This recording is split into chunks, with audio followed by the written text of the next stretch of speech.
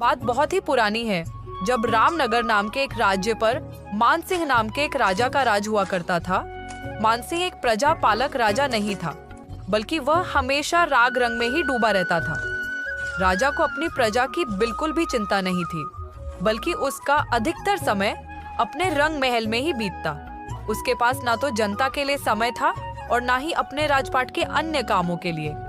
यही कारण था कि राजा के दरबार में विद्वान मंत्री नहीं, बल्कि चापलूस दरबारी थे।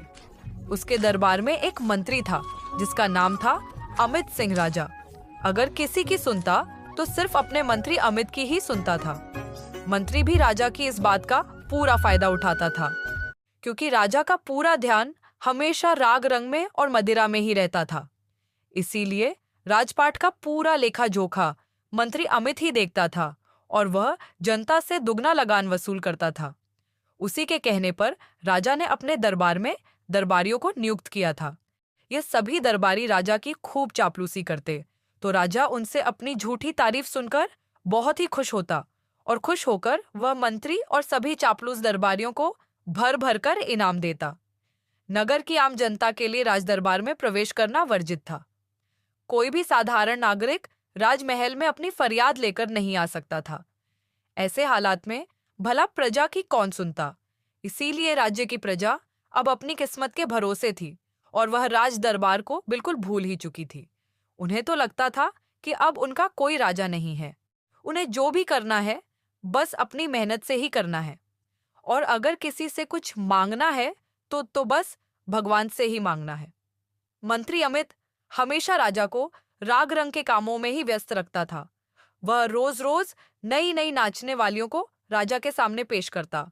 इसी तरह से समय बीत रहा था। एक दिन की बात है, राजा के महल के बाहर एक महात्मा जी पधारे। उस समय भी राजा अपने रंग महल में नृत्य देख रहे थे। द्वारपाल ने राजा को आकर बताया, महाराज, एक महात्मा जी आपसे मिलना चाहते हैं। राजा, जो कि उस समय मदिरा के नशे में नृत्य देख रहा था, उसने द्वारपाल से कहा, महात्मा जी से जाकर कह दो कि वह किसी दूसरे दिन आए। अभी मैं बहुत ही व्यस्त हूं। द्वारपाल ने आकर महात्मा जी से कहा, अभी तो राजा साहब आपसे मिल नहीं सकते, वह राजपाट के कुछ कामों में व्यस्त है। द्वारपाल, तुम एक बार फिर से राजा के पास जाओ और उनसे कहो कि वह मुझे यहीं पर आकर मिले। द्वारपाल एक बार फिर से राजा के पास जा और कहने लगा, महाराज, महात्मा जी तो आपसे मिलने की जिद पर अड़े हैं और उन्होंने आपको महल के बाहर ही बुलाया है। राजा द्वारपाल की इस बात से बहुत ही खींच गया। तुम क्यों मेरे रंग में भंग डाल रहे हो? जाकर महात्मा जी से कह दो कि उनकी मुलाकात अभी मुझसे नहीं हो सकती। वह कल सुबह रात दरबार में आए। द्वारपाल बेचारा अपना सिर झुकाए हुए वापस महल के दरवाजे पर आया और महात्मा जी से कहने लगा, क्षमा कीजिए महात्मा जी, लेकिन राजा इस समय अपनी रानी के महल में चले गए हैं, इसलिए मैं उनसे नहीं मिल पाया। आप कल सुबह आकर राज दरबार में महाराज से मिल लीजिएगा। द्वारपाल की बातें सुनकर महात्मा जी को क्रोध आ गया और वह कहने लगे, अरे मूर्ख, तुम्हारा राजा तो झूठ बोल ही रहा है। तुम भी झूठ बोल रहे हो। मैं तो राजा को विपत्ति से बचाने के लिए आया था, मगर होने को कौन टाल सकता है। नियति के लिखे को कोई नहीं बदल सकता। तुम जाकर राजा से कह दो कि आज की रात जितनी अय्याशी करनी है वह कर ले, क्योंकि कल से उसका सूरज ढलने वाला है। इस राज्य में अगले 10 साल तक भयंकर अकाल पड़ेगा। प्रजा की बात तो छोड़ो, खुद राजा भी दाने को तरस जाएगा। इतना कहकर महात्मा जी वहां से चले गए। वह द्वारपाल महात्माओं की बात पर बहुत ही विश्वास करता था। वह वापस राजा के पास गया और फिर डरते डरते उसने महात्मा जी की कही हुई सारी बात राजा को बता दी। महाराज, महात्मा जी तो आपको क्रोधित होकर श्राप देकर गए हैं। राजा ने यह सुन रखा था कि अगर कोई महात्मा नाराज हो जाए तो वह पूरे राज्य को तहस नहस भी कर सकते हैं। अब राजा को अपनी गलती महसूस होने लगी। उसने तुरंत ही नाच गाना बंद करवाया और जल्दी से उठकर महल के दरवाजे पर गया, परंतु महात्मा जी तो तब तक जा चुके थे। राजा ने परेशान होकर अपने मंत्री अमित को बुलाया और उससे सलाह लेने लगा कि मंत्री जी, अब क्या किया जा सकता है। आप बिल्कुल भी मत घबराइए, क्योंकि हर महात्मा कोई सिद्ध पुरुष नहीं होता, बल्कि मुझे तो लगता है कि वह ज़रूर कोई पाखंडी था, और आप जैसे राजा को किसी पाखंडी महात्मा से डरना नहीं चाहिए। हमारे राज्य को कुछ नहीं होने वाला। अगर मान भी लीजिए कि सूखा पड़ गया तो हमारे राजमहल पर इसका कोई असर नहीं पड़ने वाला, क्योंकि राजकोष के भंडार गृह में इतना अन्न पड़ा है कि राजमहल के लोगों को बिना किसी दिक्कत के अगले 10 साल तक भोजन दिया जा सकता है। इसके के लिए आपको बिल्कुल भी चिंता नहीं करनी चाहिए। अपने मंत्री की बातों को सुनकर राजा बिल्कुल निश्चिंत हो गया कि वैसे तो महात्मा जी की बात सच होने वाली नहीं है। अगर सच हो भी गई तो हमारे राज्य भवन पर कोई संकट आने वाला नहीं है। दूसरी तरफ राजधानी से दूर एक गांव में एक ब्राह्मण अपनी पत्नी के साथ रहता था। ब्राह्मण लोगों के घरों में पूजा पाठ करता और उसको इतना अन्न मिल जाता था कि आराम से उसका और उसकी पत्नी का गुजारा हो जाता। ब्राह्मण की पत्नी भी ब्राह्मण की ही तरह संतोषी और धार्मिक विचारों वाली थी। वह खाली समय में औरतों के साथ बैठकर गप्पे नहीं हाँकती, बल्कि हमेशा भक्ति भाव में लीन रहती थी। इसी तरह से ब्राह्मण और उसकी पत्नी का जीवन बड़े ही सुख से बीत रहा था। जिस आदमी के जीवन में संतोष हो तो वह अभाव में भी सुख ढूंढ लेता है। इसके उल्टा अगर मनुष्य के अंदर लालच हो तो धन संपदा होने के बावजूद भी उसके मन को शांति नहीं मिलती। उसकी रातों की नींद उड़ जाती है।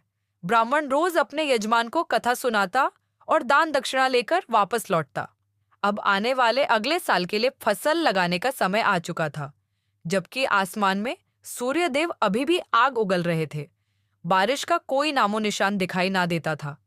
गांव के सभी किसानों को अब चिंता होने लगी कि खेती बाड़ी का समय बीता जा रहा है और आसमान में कहीं पर बादल नहीं है।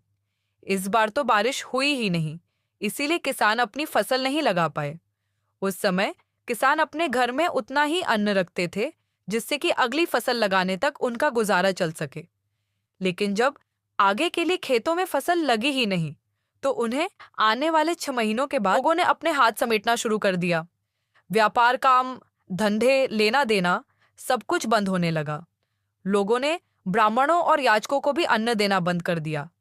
पूजा पाठ और कथा के कार्यक्रम अब बंद होने लगे, जिसके कारण ब्राह्मण को भी अब खाली हाथ घर वापस लौटना पड़ता। उनके घर में जो भी थोड़ी बहुत पूंजी थी वो भी अब खत्म होने लगी थी। जब ब्राह्मण और उसकी पत्नी ने देखा कि उनके घर में अब अन्न का भंडार खत्म होने वाला है तो उसकी पत्नी बोली, देखिए जी, अब घर में अन्न खत्म हो चुका है। हमारे यजमान तो अब खुद ही परेशान है, इसीलिए वह भी हमारी सहायता नहीं करेंगे। आय का कोई दूसरा साधन तो है नहीं जहां से धन प्राप्त हो सके। इसलिए मेरी मानिए तो आप राजा के दरबार में जाइए और राजा से कम 1 साल के लिए अन्न की मांग कीजिए। अरे भाग्यवान, तू क्या बावली हो गई है? तुझे नहीं मालूम कि राजा के दरबार में प्रजा का जाना न वर्जित है? कोई भी साधारण आदमी राजा के दरबार के अंदर नहीं जा सकता, इसीलिए वहां पर जाना बेकार है।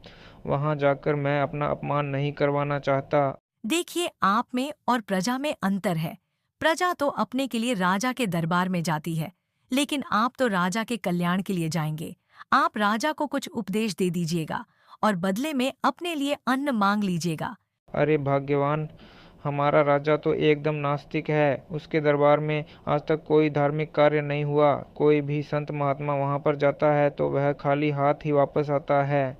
मैंने कुछ ही दिनों पहले सुना था कि एक महात्मा जी राजा से मिलने के लिए गए थे, लेकिन राजा ने उनसे मुलाकात नहीं की और फिर महात्मा जी ने राजा को 10 साल तक सूखा झेलने का श्राप दे दिया था। अब गलती राजा की थी, लेकिन भुगतना सारी प्रजा को पड़ेगा। महात्मा जी को चाहिए था कि वह सिर्फ राजा को श्राप देते, लेकिन क्रोध में आकर महात्मा जी ने सारी प्रजा को श्राप दे दिया। अब इस श्राप से राजा का तो कुछ बिगड़ने वाला है नहीं, लेकिन बेचारी प्रजा आने वाले कई सालों तक भूख के कारण तड़पती रहेगी। मेरी समझ में तो कुछ भी नहीं आ रहा कि क्या करूं। पहले आप राजा के दरबार में जाइए, तभी हमारी समस्या का हल होगा। अरे भाग्यवान, मुझ पर कुछ तो दया करो। मुझे उस दुष्ट राजा के पास मत भेजो। वह मुझे दान तो क्या देगा, बल्कि मेरा अपमान कर देगा। भला एक गरीब का क्या मान और क्या अपमान। राजा ने अगर कुछ दे दिया तो बहुत अच्छा, अगर अपमानित करके निकाल दिया तो भी ठीक है। आप वापस घर आ जाइएगा। हाँ, अगर राजा ने हमारी सहायता नहीं की तो फिर हम इस राज्य में नहीं रहेंगे। यहाँ पर हमें कौन सा सुख मिलने वाला है।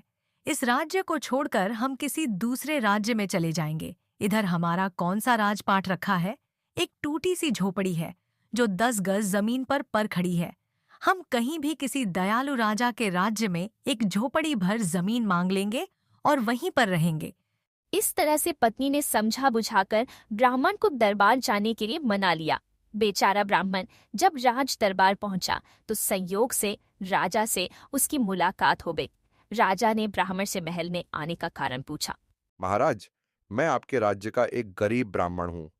मैं कभी भी आपके दरबार में नहीं आया क्योंकि गांव में यजमान से मेरा काम चल रहा था, लेकिन सूखा पड़ जाने के कारण प्रजा अब खुद ही कंगाल है। जो हाल मेरा है वही बाकी लोगों का भी है। अब तो सिर्फ आप हैं जो मेरी सहायता कर सकते हैं। अच्छा, भला मैं तुम्हारी सहायता क्यों करूं? तुम तो मेरे दरबार में इससे पहले कभी आए भी नहीं, ना ही तुमने आज तक राज्य का लगान दिया है। तो फिर भला तुम किस बात की सहायता मांगते हो? क्या तुम्हें मालूम नहीं कि मैं इन सब पाखंड पर विश्वास नहीं करता? अगर तुम्हें अपने भगवान पर भरोसा है तो फिर उन्हीं से मांगना चाहिए। मेरे पास क्यों आए हो?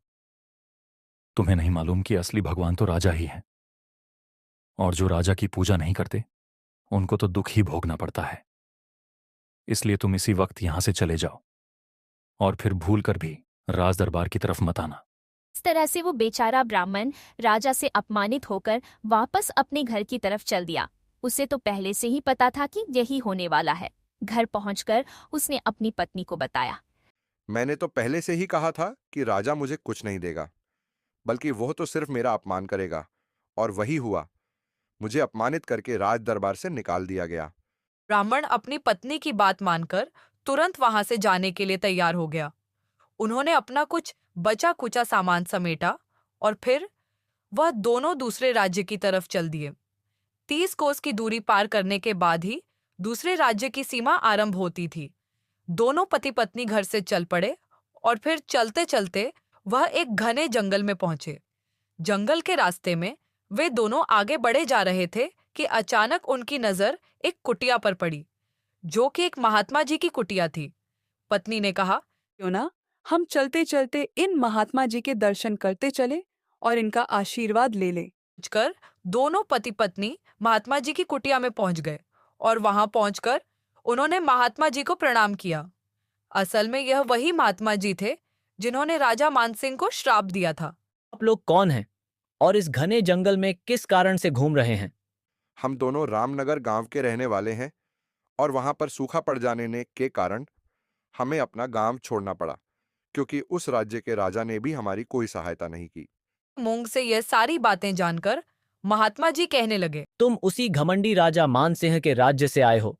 उसे तो मैंने ही श्राप दिया था। यह सुनते ही ब्राह्मणी महात्मा जी से कहने लगी, महात्मा जी, आपने राज्य का सर्वनाश करने का जो श्राप दिया वह बिल्कुल ठीक नहीं था। आपने तो एक बहुत बड़ा अपराध किया है। राजा की गलती की सजा आपने प्रजा को क्यों दी?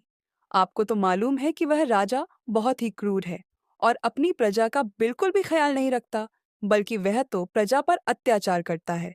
आपको तो सजा राजा को देनी चाहिए थी, परंतु आपने बिना सोचे विचारे क्रोध में आकर प्रजा को भूखे मरने पर मजबूर कर दिया। आपके श्राप का राजा पर तो कोई असर नहीं पड़ा। उसके पास तो अन्न के भंडार हैं, परंतु प्रजा भूखी मर रही है। देवी पिता के पापों की सजा पुत्र को भी भुगतनी पड़ती है। इसी तरह से राजा के पाप की सजा प्रजा को भी भुगतनी पड़ेगी। गेहूं के साथ साथ घून को भी पीसना पड़ता है। महात्मा जी, यह आपका तर्क बिल्कुल भी ठीक नहीं है। आप कृपया करके अपने श्राप को प्रजा के ऊपर से वापस ले लीजिए, वरना मैं आपके सामने यहीं पर अपने आप को आग लगाकर आत्मदाह कर लूंगी और यह पाप आपको ही लगेगा। अरे देवी, तुम ये क्या कहती हो? तुम ऐसा कैसे कर सकती हो? भूख से तड़प तड़प कर मरने से तो अच्छा है कि मैं एक ही बार में अपने आप को आग लगाकर मर जाऊं। अब आप जल्दी से फैसला लीजिए कि आप अपना श्राप वापस लेंगे या मैं आत्मदाह कर लूं। हो देवी, मेरा श्राप तो अटल है, परंतु मैं आपको और प्रजा को भूखे मरते हुए नहीं देख सकता। अगर प्रजा का कोई व्यक्ति भूख से मरता है तो यह पाप सीधा मुझे लगेगा और मैं कोई भी पाप अपने सिर पर नहीं ले सकता। इसीलिए मैं आपको इस समस्या का एक समाधान दे सकता हूं। मैं तुम्हें एक अक्षय पात्र दूंगा, जिससे आप अपने राज्य की सारी प्रजा का पेट भर सकोगी। इसके बाद महात्मा जी ने कुछ मंत्र बोले कि कि तभी वहां पर एक अक्षय पात्र प्रकट हो गया, जो कि एक पीतल का मटका था। महात्मा जी ने वह पात्र ब्राह्मणी को दिया। देवी, इसे लेकर तुम अपने घर लौट जाओ। तुम अपने मन में जो भी इच्छा करके भोजन मांगोगी, यह पात्र उसी तरह का भोजन तुम्हें देगा। तुम्हें तो बस इसमें से भोजन निकालते जाना है और प्रजा में बांटते जाना है। याद रखना, यह पात्र एक दिन में सिर्फ एक ही तरह की सामग्री देगा। जिस दिन तुम धन की याचना करोगी, उस दिन यह सिर्फ धन ही देगा, और यह शुभ कार्य सिर्फ तुम्हारे ही हाथों से होगा। दूसरे के हाथों में जाने पर इस पात्र में से कुछ भी नहीं निकलेगा, बल्कि अगर किसी ने इस पात्र से कुछ निकालने की कोशिश की तो उसे बिच्छू डंक मारने लगेगी। यदि कोई इसे चुरा कर ले गया तो वह भी बहुत ही कष्ट भोगेगा, और पात्र अगले दिन अपने आप ही तुम्हारे पास आ जाएगा। अब इस पात्र को ले जाओ। यह पात्र सारी प्रजा के लिए एक वरदान साबित होगा। ब्राह्मणी ने देखा कि वह अक्षय पात्र एक पीतल का बहुत बड़ा मटका था। उसने वह पात्र अपने सिर पर रख लिया और महात्मा जी को धन्यवाद किया। फिर वह ब्राह्मण से कहने लगी, अब हमें परदेश जाने की जरूरत नहीं है। अब तो सारी प्रजा की जिम्मेवारी हम पर आन पड़ी है। और फिर वह दोनों अपनी झोपड़ी में वापस आ गए। दूसरे ही दिन वह दोनों अक्षय पात्र में से भोजन निकालकर गांव वालों को बांटने लगे। देखते ही देखते एक सप्ताह के अंदर उसके पास काफी भीड़ रहने लगी। उस ब्राह्मणी के पास जो भी प्रजा आती, ब्राह्मणी उन सबको भोजन और धन देती। ब्राह्मणी भोजन से ज्यादा धन देने पर ही जोर दे रही थी, क्योंकि दूर दराज के लोग रोज भोजन लेने के लिए नहीं आ सकते थे। परंतु अगर उनके पास धन रहेगा तो वह अन्न तो कहीं से भी खरीद सकते थे। दूर दराज के लोगों को वह ब्राह्मणी पूरे साल के लिए धन देकर विदा कर रही थी, जबकि आसपास के लोगों को ब्राह्मणी रोज भोजन दिया करती। धीरे धीरे यह खबर चारों तरफ फैल गई, और फिर यह खबर राजा के मंत्री को भी लगी। वह तुरंत राजा के पास गया। महाराज, एक ब्राह्मणी को पता नहीं कहां से इतना धन मिल गया है कि वह सारी प्रजा में बांट रही है। अगर यही सिलसिला चलता रहा तो फिर आपकी कोई कदर नहीं करेगा। कल को सभी ब्राह्मण और ब्राह्मणी की जय जयकार करने लगेंगे। आने वाले समय में प्रजा बगावत कर देगी और आपको राजगद्दी छोड़ने पर मजबूर कर देगी। महाराज, यह हमारे राज्य के लिए अच्छे संकेत नहीं है। मंत्री जी, ब्राह्मण के पास भला ऐसा कौन सा कुबेर का खजाना है जो वह सारी प्रजा में बांट रहा है? महाराज, वह ब्राह्मण कुछ दिन पहले हमारे दरबार में आया था और उसने आपसे धन की याचना की थी, लेकिन आपने उसे धन देने से मना कर दिया था और अपमानित करके महल से निकाल दिया था। परंतु पता नहीं कहां से उन्हें एक पीतल का मटका मिल गया है, जिस मटके से बहुत सारा धन निकलता है और बना बनाया खाना भी उसी में से आता है। मंत्री जी, इस राज्य की सारी संपत्ति पर केवल मेरा अधिकार है। यहां तक कि सारी प्रजा पर भी मेरा अधिकार है। तुम अभी जाकर उस ब्राह्मण से वह मटका बलपूर्वक उठाकर ले आओ, और यदि वे लोग मना करें तो उन दोनों को कारागार में डाल दो। महाराज, मेरा भी यही विचार था। मैं तो सिर्फ आपसे आज्ञा लेने के लिए आया था। मैं आज शाम को ही वह मटका उनसे छीन लाऊंगा। शाम होते ही मंत्री ब्राह्मण के घर जा पहुंचा और कहने लगा, महाराज का आदेश है कि तुम्हारे पास जो पीतल का मटका है वह महाराज को दे दो। मगर किस लिए क्या? महाराज के महल में अब मटकों की कमी हो गई है, जो उन्हें प्रजा के मटके चाहिए। ब्राह्मणी, मुझे मालूम है कि तुम्हारा मटका कोई साधारण मटका नहीं है। इस तरह के चमत्कारी मटके पर सिर्फ राजा का ही अधिकार हो सकता है। ठीक है, यदि तुम मटका ले जाना चाहते हो तो ले जाओ। मेरे कहने से तुम मानोगे तो नहीं। इससे अच्छा है कि तुम ले ही जाओ, परंतु याद रखना कि किसी भी असाधारण चीज के काम भी असाधारण होते हैं। इस मटके में केवल वही व्यक्ति हाथ डालकर धन प्राप्त कर सकता है जो पढ़ा लिखा विद्वान और बुद्धिमान हो। अगर कोई अनपढ़, बेवकूफ और मंद बुद्धि आदमी इसमें हाथ डालेगा तो उसे बिच्छू डंक मारने लगेगी। तो तुम्हारे कहने का मतलब यह है कि हमारे राजा मूर्ख और मंद बुद्धि हैं। मंत्री जी, मैंने ऐसा तो नहीं कहा। मैं तो सिर्फ इस मटके के नियम बता रही थी, और आपने उसका गलत अर्थ ले लिया। जब किसी चीज के बारे में आप अनजान हो तो उसके नियम तो बताने ही पड़ते हैं। मैंने तो आपको सिर्फ नियम बताया है। आप मेरी बात को गलत मत समझिए। आप मटका ले जाइए महाराज। मंत्री वो मटका लेकर राजा के पास पहुंच गया और कहने लगा, महाराज, यह मटका एक अक्षय पात्र है और इस मटके से धन निकालने के नियम भी बड़े विचित्र हैं। इस मटके से धन केवल वही निकाल सकता है जो पढ़ा लिखा विद्वान और समझदार आदमी हो। अगर कोई मूर्ख या मंद बुद्धि आदमी इसमें हाथ डालेगा तो उसे बिच्छू डंक मारेगी मंत्री जी, आपको क्या लगता है कि मैं कोई मूर्ख या मंदबुद्धि हूं? नहीं महाराज, आप गलत समझ रहे हैं। यह तो मटके का नियम है। मेरे समझने या ना समझने से कोई फर्क पड़ने वाला नहीं है महाराज। आप इस मटके को मेरे कमरे में ले जाइए, हम वहीं चलकर इसमें से धन निकालेंगे। मंत्री उस मटके को उठाकर राजा के कमरे में ले आया और फिर वहां पहुंचकर राजा ने बड़े आत्मविश्वास के साथ उस मटके में हाथ डाला, लेकिन उसमें से कोई धन तो निकला नहीं। ऊपर से बिच्छू ने डंक मार दिया। डंक लगने से राजा तिलमिला उठा, लेकिन मंत्री को इस बात का कोई फर्क नहीं पड़ा। महाराज, आपको तो कोई धन प्राप्त नहीं हुआ, ऊपर से बिच्छू ने आपको डंक मार दिया। मेरी समझ में तो यह नहीं आ रहा कि आप एक महामूर्ख और मंद बुद्धि इंसान कैसे हो सकते हैं। मंत्री की बात सुनकर राजा सोचने लगा कि मैंने मंत्री के सामने मटके में हाथ डालकर बड़ी गलती कर दी। अब मंत्री को पता चल गया कि मैं एक अनपढ़ और मंद बुद्धि इंसान हूँ।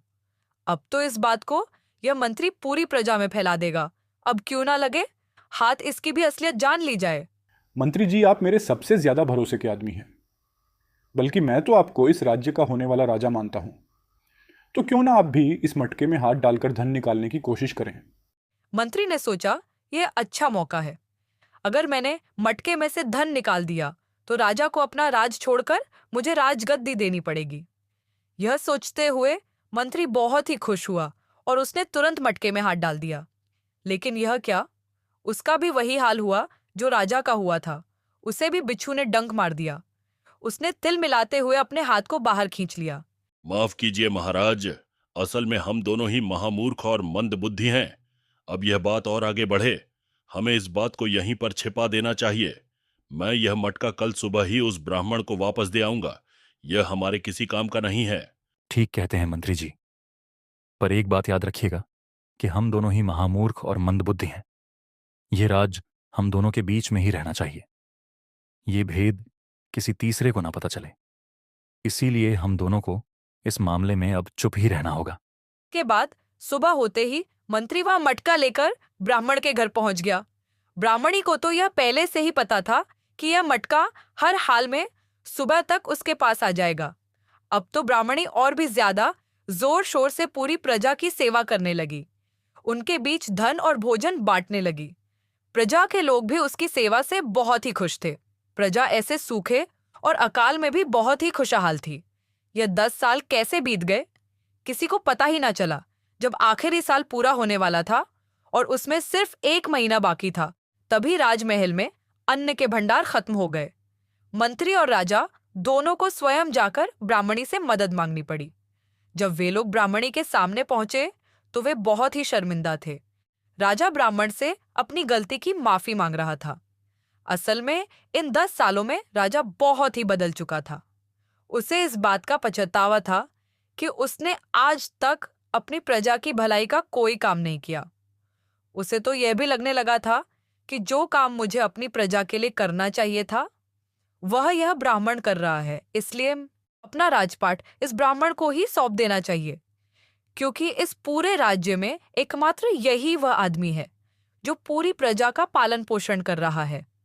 हे ब्राह्मण देवता, मैं चाहता हूं कि आप ही इस राज्य के राजा बन जाओ। महाराज, राज्य चलाना तो राजा का काम है, किसी ब्राह्मण का नहीं। आपको अपने के पर पछतावा है, यह एक अच्छी बात है। असल में आप दोनों मूर्ख और मंदबुद्धि नहीं हो, बल्कि आपके गलत कामों ने आपकी बुद्धि हर ली थी। अगर आप अपने सभी गलत काम बंद कर दें तो अभी भी समय है, सब कुछ ठीक हो सकता है। 1 महीने के बाद यह अकाल का समय खत्म होने वाला है। आप जंगल में जाइए और उन महात्मा जी से प्रार्थना कीजिए कि वह राज्य में एक महायज्ञ का आयोजन करे। यह सब करने के लिए धन की आवश्यकता होगी, तो वह तो इस अक्षय पात्र से मिल ही जाएगा। राजा का मन अब बिल्कुल बदल चुका था। उसने ब्राह्मण और ब की सलाह मानकर वही किया और फिर उसके बाद राज्य में एक बहुत बड़े यज्ञ का आयोजन किया गया। जैसे ही पूर्ण आहुति हुई, जोरदार बारिश होने लगी। एक बार फिर से पूरे राज्य के किसान खुश थे और वे सभी खेतों में जाकर जी तोड़ मेहनत करने लगे। उस दिन के बाद से सारी प्रजा सुख और शांति से रहने लगी।